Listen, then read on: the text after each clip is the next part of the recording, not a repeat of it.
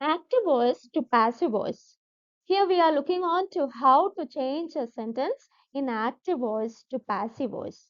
Now, what is the difference between active voice and passive voice? In active voice, subject is given importance, whereas in passive voice, object is given importance. Okay, the subject and object, they are actually naming words, nouns, പേരുകൾ.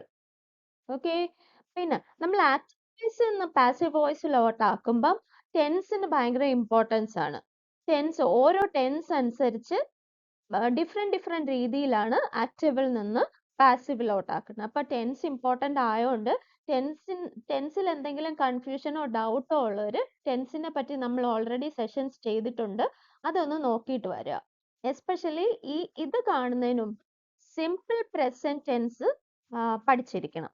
Okay, ഇതിൻ്റെ അകത്ത് തന്നെ discuss ചെയ്യുന്നുണ്ട്, എന്നാലും കുറച്ചും കൂടെ മനസ്സിലാവണമെങ്കിൽ മറ്റേതൊന്ന് നോക്കുക. Simple present ടെൻസിൽ sentence എങ്ങനെയാണ് എന്നുള്ളത് നോക്കുക. പിന്നെ in this session, let's see how to change an active voice sentence in simple present tense to passive voice sentence. Okay, simple present tense. Now we have got a sentence like Raju draws picture. Okay, the first step you have to do when you want to change a sentence from active voice to passive voice, ഒരു sentence active എന്ന് പാസീവിലോട്ട് ആക്കണമെങ്കിൽ ആദ്യത്തെ step എന്ന് പറഞ്ഞാൽ you have to divide the given sentence into subject, verb and object. Okay, subject, verb and object. സബ്ജക്റ്റും വേർബും ഒബ്ജക്റ്റിനെ പറ്റിയൊക്കെ ആ simple present ടെൻസിൽ നമ്മൾ detail ആയിട്ട് പറയുന്നുണ്ട്. എന്നാലും ഒന്നുകൂടെ പറയാം. സബ്ജക്റ്റ് എന്ന് പറയുന്നത് nouns which comes at the beginning of A sentence. Okay, ഒരു സെന്റൻസിന്റെ ആദ്യം വരുന്ന നൗണിനെ സബ്ജക്റ്റ് എന്നും അവസാനം വരുന്ന നൗണിനെ ഒബ്ജക്റ്റ് എന്നും നമ്മൾ പറയാം. അപ്പൊ നമ്മൾ ഡിവൈഡ് ചെയ്യുമ്പോൾ എങ്ങനെ കിട്ടും? രാജു എന്ന് കിട്ടും. രാജു ആണ് സബ്ജക്റ്റ്, ഡ്രോസ് ആണ് വേർബ്, പിക്ചർ എന്ന് പറയുന്നതാണ് ഒബ്ജക്റ്റ്. അപ്പൊ ഞാൻ നേരത്തെ പറഞ്ഞു ആക്റ്റീവ് വോയിസിൽ നമ്മൾ സബ്ജക്റ്റിന് ഇമ്പോർട്ടൻസ് കൊടുക്കും, അതുകൊണ്ടാണ് നമ്മൾ സബ്ജക്റ്റിന് ആദ്യം എഴുതുന്നത്. ഇനി പാസീവിലോട്ട് ആക്കണമെങ്കിൽ നമ്മൾ ഒബ്ജക്റ്റിനാണ് ഇമ്പോർട്ടൻസ് കൊടുക്കുന്നത്. അപ്പൊ ഇവിടുത്തെ ഒബ്ജക്റ്റ് ഏതാണ്? പിക്ചർ ആണ് ഒബ്ജക്റ്റ്. അപ്പൊ നമ്മൾ ആ പിക്ചറിനെ എടുത്ത് നമ്മളുടെ പാസീവ് വോയിസിലെ സെന്റൻസിന്റെ സബ്ജക്റ്റ് ആയിട്ട് എഴുതണം. കണ്ടോ, ലാസ്റ്റ് വന്ന നൗണിനെ എടുത്ത് ആദ്യം എഴുതി. ഇനി നമ്മൾ അടുത്ത് നോക്കേണ്ടത് വേർബ് ആണ്. ഇവിടെ തന്നിരിക്കുന്ന വേർബ് ഏതാണ്? ഡ്രോസ് ആണ്. ഓക്കെ, ഡ്രോസ് എന്ന് പറയുമ്പം s or es or bare form of a verb ആണ് വരുന്നെങ്കിൽ അതിൽ നിന്ന് നമ്മൾ മനസ്സിലാക്കണം അത് സിമ്പിൾ പ്രസന്റ് ടെൻസിലുള്ളതാണെന്ന്. ഓക്കെ, യെസ് കാണും വേർബിന്റെ കൂടെ, ഇഎസ് കാണും, അല്ലെങ്കിൽ ഏത് തന്നെ ആയിരിക്കും? ബെയർ ഫോം ഓഫ്, ആ റൂട്ട് ഫോം ഓഫ് വേർബ് തന്നെ കിട്ടും. അങ്ങനെയാണെങ്കിൽ നമുക്ക് മനസ്സിലാക്കി ഇത് സിമ്പിൾ പ്രസന്റ് ടെൻസിലാണ്. അപ്പൊ ഡ്രോസിന്റെ കൂടെ യെസ് ഉണ്ട്. അപ്പൊ നമ്മൾ എന്ത് മനസ്സിലാക്കണം? ഈ സെന്റൻസ് ഒരു സിമ്പിൾ പ്രസന്റ് ടെൻസിൽ തന്നിരിക്കുകയാണെന്ന് മനസ്സിലാക്കണം.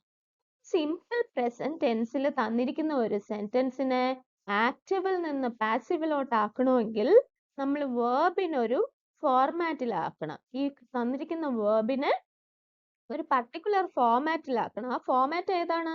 നോക്കിക്കേ, is, or, are, or, am plus past participle of the verb or V3 form of a verb. V3 ഫോമിനെ പറ്റി നമ്മൾ ടെൻസ് ഡിസ്കസ് ചെയ്യുമ്പോൾ പറയുന്നുണ്ട്, V1, V2, V3. For example, come ആണെങ്കിലോ, കം എന്ന വേർബിന്റെ 3 ഫോംസ് ഏതാണ്?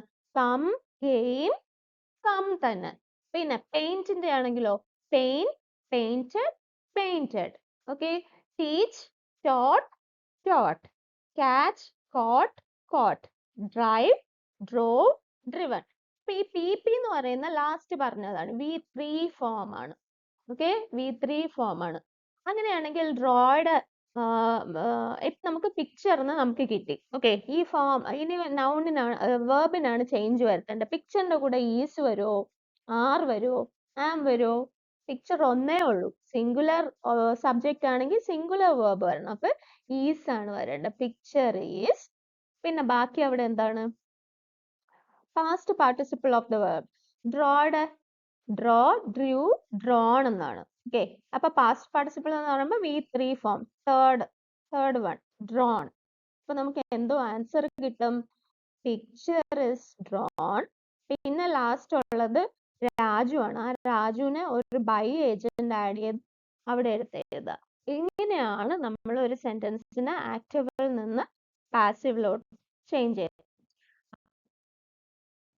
നമുക്ക് ഡ്രോസ് പിക്ചർ എന്നൊരു സെന്റൻസ് കിട്ടിയാൽ അതിന് ഫസ്റ്റ് സ്റ്റെപ്പ് എന്ന് പറഞ്ഞാൽ ഈ സ്റ്റെപ്സ് ഫോളോ ചെയ്ത് തന്നെ പോകണം. ഫസ്റ്റ് സ്റ്റെപ്പ് എന്ന് പറയുന്നത് രാജു ഡ്രോസ് പിക്ചർ 3ആയിട്ട് ഡിവൈഡ് ചെയ്തു. Okay, subject, verb, object. അതിൽ ഒബ്ജക്റ്റിനെ എടുത്ത് ആദ്യം എഴുതുക. ക്യാപിറ്റൽ ലെറ്റർ വെച്ച് ബിഗിൻ ചെയ്ത് നമ്മൾ അടുത്ത സെന്റൻസിന്റെ, അതായത് പാസീവ് സെന്റൻസിന്റെ ഫസ്റ്റ് വേർഡ് ആയിട്ട് എഴുതി. ഇനി നമ്മൾ നോക്കേണ്ട വേർബ് ആണ്. വേർബ് ഇവിടെ തന്നിരിക്കുന്ന വേർബ് ഏതാണ്? ഡ്രോസ് ആണ്. ഡ്രോസിന് യെസ് ഉണ്ട്. അപ്പൊ നമ്മൾ മനസ്സിലാക്കണം എന്താണ്? സിമ്പിൾ പ്രസന്റ് ടെൻസിലാണ് ഈ തന്നിരിക്കുന്ന സെന്റൻസ് എന്ന് മനസ്സിലാക്കണം. ഒരു സിമ്പിൾ പ്രസന്റ് ടെൻസിലെ സെന്റൻസിനെ ആക്റ്റീവിൽ നിന്ന് പാസീവിലോട്ട് ആക്കണമെങ്കിൽ you need to change the form of verb into is or are or am plus past participle. Okay, നമുക്ക് കിട്ടിയിരിക്കുന്ന വേർഡ് എന്ന് പറഞ്ഞാൽ പിക്ചർ ആണ്. പിക്ചറിന്റെ കൂടെ ഈസേ വരത്തുള്ളൂ. പിന്നെ എന്ത് വേണം? Past participle. ഡ്രോയുടെ പാസ്റ്റ് പാർട്ടിസിപ്പിൾ ഡ്രോൺ ആണ്. അങ്ങനെയാണെങ്കിൽ നമ്മളുടെ സെന്റൻസ് എങ്ങനെ വരും? പാസീവ് വോയിസിൽ എങ്ങനെ വരും? Picture is drawn by Raju. I hope you got the point. Now next is Raju draws pictures.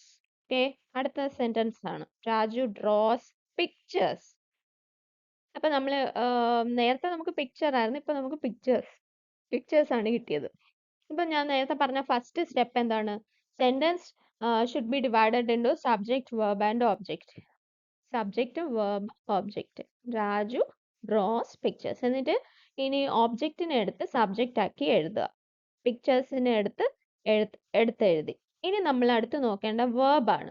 Verb ഇവിടെ തന്നിരിക്കുന്നത് നേരത്തെ പോലെ ഡ്രോസ്. അപ്പൊ നമുക്ക് മനസ്സിലാവുക അത് സിമ്പിൾ പ്രസന്റ് ടെൻസിൽ ഒരു സെന്റൻസ് ആണെന്ന്. അങ്ങനെ സിമ്പിൾ പ്രസന്റിലാണ് ആക്റ്റീവിൽ തന്നിരിക്കുന്നതെങ്കിൽ അതിനെ പാസീവിലോട്ടാക്കാൻ ഏത് ഫോമിലോട്ടാണ് വേർബിനെ ചേഞ്ച് ചെയ്യേണ്ടത്?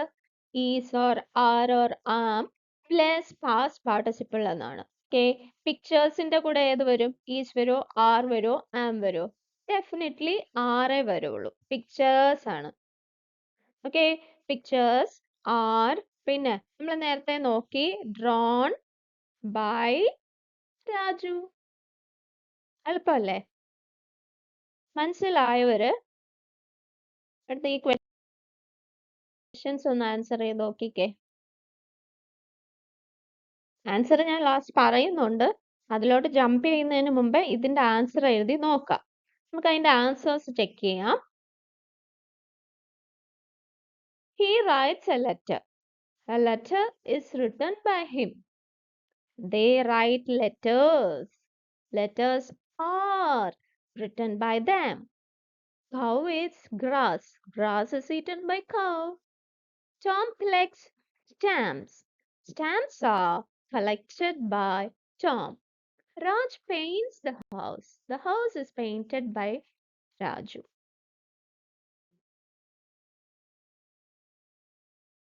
Thank you.